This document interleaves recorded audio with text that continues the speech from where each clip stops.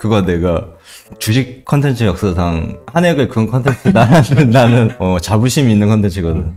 한 10만주 박아두고 대략 임마! 60에 임마! 10만주 안 박아 임마! 간다! 좋아 이건 버텨. 마우스 힘 빼.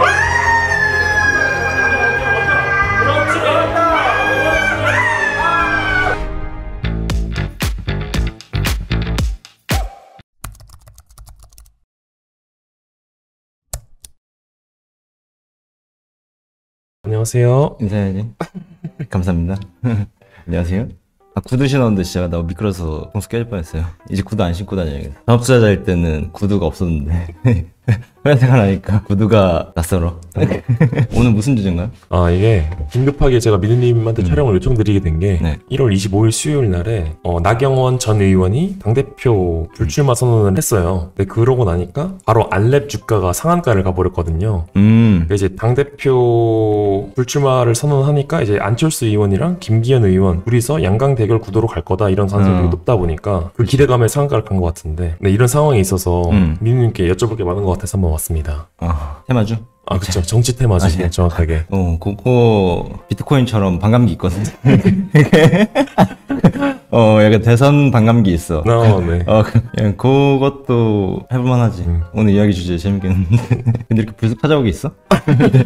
앞으로 더 이렇게 자주 미드님 꺼내가지고 좋아요. 시청자분들한테 궁금한 것들 많이 해소시켜드리려고 하고 있습니다. 좋습니다. 정치 테마주들 제가 궁금해서 좀 찾아보니까 각 테마주들 되게 엮이는 연관성이 다양하게 존재하더라고요. 뭐 인맥주로 분류되는 경우에는 어떤 의원의 사촌, 지인이 어느 회사의 대표다. 그렇지. 아니면 중책을 맡고 있다. 아니면 어떤 의원의 절친, 아니면 뭐 동문이, 대학 맞아. 동문이 뭘 하고 있다. 맞아. 이런 식으로도 엮이고, 아니면 실제로 그 국회의원이 얼마큼 지분을 갖고 있다. 이런 식으로 엮이는데, 그래서 한 명의 국회의원이랑 이제 연관된 수많은 정치 테마주들이 있잖아요. 누구누구 관련주 이런 식으로. 그치. 그 중에서 가장 모멘텀이 크게 작용하는 애들은 또 어떤 특징이 있는지가 사실 제일 궁금하더라고요. 사실 정치 테마주는 말 그대로 인맥 모멘텀이 있고 네. 정책 모멘텀이 있는데, 정책 모멘텀은 내가 보통 좋아하는 스타일? 예를 들면은 힐러리랑 트럼프가 신재생이냐 이제 전통에너지냐 약간 그런 정책의 양방이 있잖아. 네네. 그래서 그건 좀 명확해서 내가 좋아하는 편이고, 인맥주는 사실 거의 유머지. 근데 옛날에 그 홍준표 의원의 고등학교 동문이 이름이 뭐 누구 땡땡이야. 근데 거의 밑도 끝도 없이 그 동명이인이라고 어느 중소기업 기업의 대표 이름이랑 똑같다고 그 상한 같은 동문이 아니야. 근데 그러니까 이름이 똑같은 거야. 네. 그리고 가족 이제 뭐 사촌 큰아빠다. 근데 그 사람이랑 어느 기업의 부대표 이름이 똑같아. 그래서 막 올랐던 경우도 있고. 그러니까 인맥주라는 게 되게 웃기게 흘러가는 경우가 많고. 근데 한국 시장은 지금 완전 금융 선진시장이라고 할 수는 없지만 이 개도국과 선진시장의 중간쯤에 있는 시장이라고 보면 되는데, 옛날에는 이게 되게 잘 먹혔거든. 내가 주식 처음 할 때 2009년이니까 그때만 해도 예를 들면 정치 테마주들을 사이클이 짧았어. 대선 1년 전에 혹은 6개월 전에 이제 시세가 막 나는 경우가 많았고, 근데 이게 시간이 가면 갈수록 막 2년 먼저 선반영하고 그런 경우가 되게 많아. 근데 유력 후보는 사실 우리가 정치에 좀만 관심 가지면은 대충 알 수 있잖아. 네네. 누가 대선 후보가 될지 거의 될 것 같다 이런 식으로. 혹은 각 정당의 대표가 누구로 나올지 어느 정도 가늠할 수 있단 말이야. 그래서 실제로 나랑 같이 하던 투자자들은 나도 그렇고 그 사이클이 시세가 나기 전에 미리 선매집을 하는 경우가 있었어.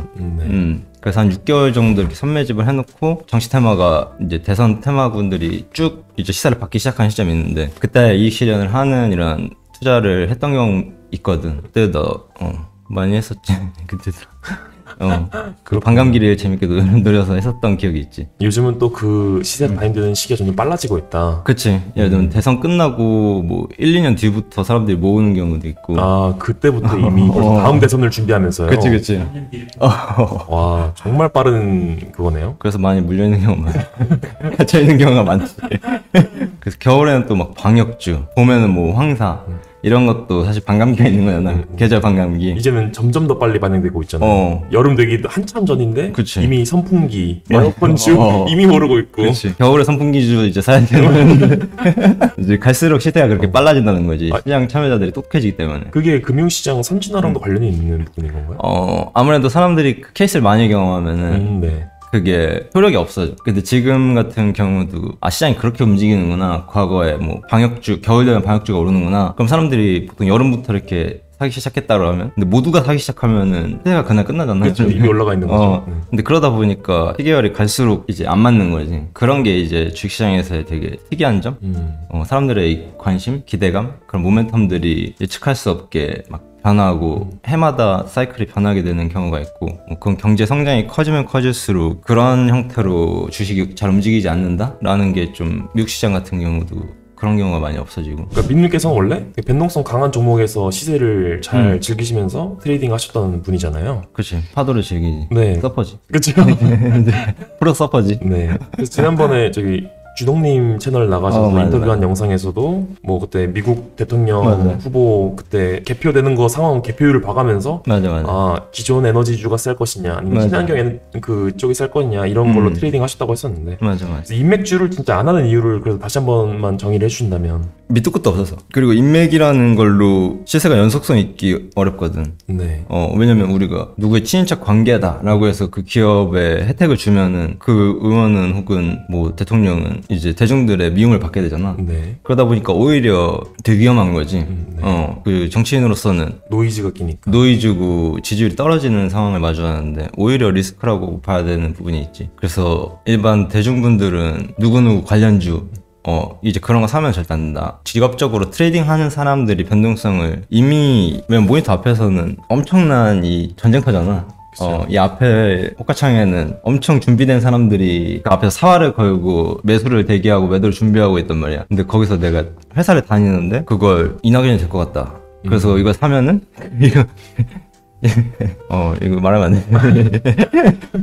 근데 그러면 안 되지. 그러니까 얼마나 위험한 행동이야. 모니터 앞에서는 직업으로 이걸 매일 하는 사람들이 모니터 건너편에 있는데 그런 걸 생각하면 사실 경쟁할 수가 없기 때문에 누구누구 관련주, 정책주 이런 걸 공부하는 건 뭐 오케이인데 매수하는 거는 진짜 자산을 빠르게 날리는 지름길이다. 지름길이지.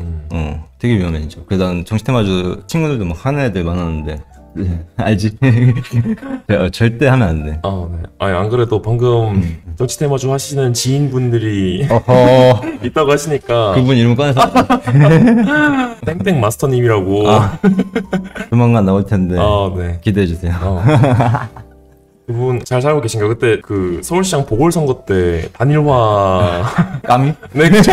그때 까뮤 ENC 사시고 그때 미시리안 손이 뭐 마이너스 400 얼마 이렇게 보시고 얼굴이 시퍼레지셨던 게 아직도 생생한데. 그거 옆에서 보고 나서 너무 재밌었어. 우리 라이브에 그 영상이 있잖아. 네, 있죠. 그 상가치는 뭐 그냥 그거 내가 주식 컨텐츠 역사상 한획을 그은 컨텐츠다. 나는 자부심이 있는 컨텐츠거든. 근데 하필 또 그런 날.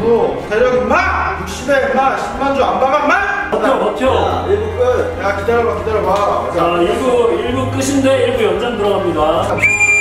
간다!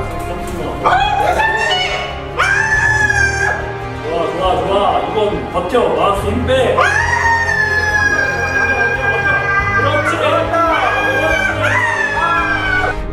그날 하필 또 그런 날이 터져가지고 가끔씩 나도 그걸 보면은 진짜 내가 대단한 걸 찍었구나. 이 희비와 환희와 감정의 6시간 동안에 그거 처음엔 사람이 기대감에 얼굴이 젖어 있다가 그 오전과 오후에 그 엄청난 걸 그 하루에 내가 마주하다니 이런 생각을 하면은 여러분 다시 한번 꼭 보세요. 카드 뉴스에 카드에 한번 띄울 테니까 엄청난 영상이에요. 앞으로 한 번쯤 다시 촬영 요청 부탁드릴 건가요? 아마 준비하고 있을 거야. 요즘 홍상수처럼 살고 있거든.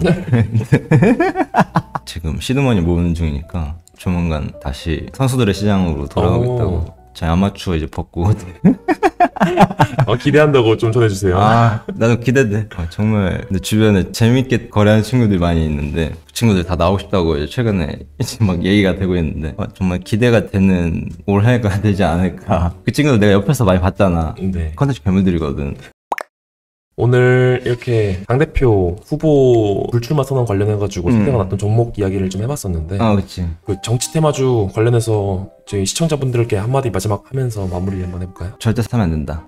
왜냐면 진짜 하더라도 100만 원이야. 이 시세를 경험하는 건 오케이인데 절대로 큰 자산으로 이걸 대박을 노려서는 안 된다. 왜냐면 예측 불가능, 그리고 지속 불가능. 직업적으로 하는 분들 아니면은 접근 금지. 자산을 지키는 것도 투자라고 생각하기 때문에 잘 참는 것도 투자다. 그렇게 생각하면 될 것 같고. 네, 그러면 저는 또 어쩌다 이렇게 급작스럽게 찍게 되는데, 네, 자주 이렇게 뵙게 되면 좋을 것 같습니다.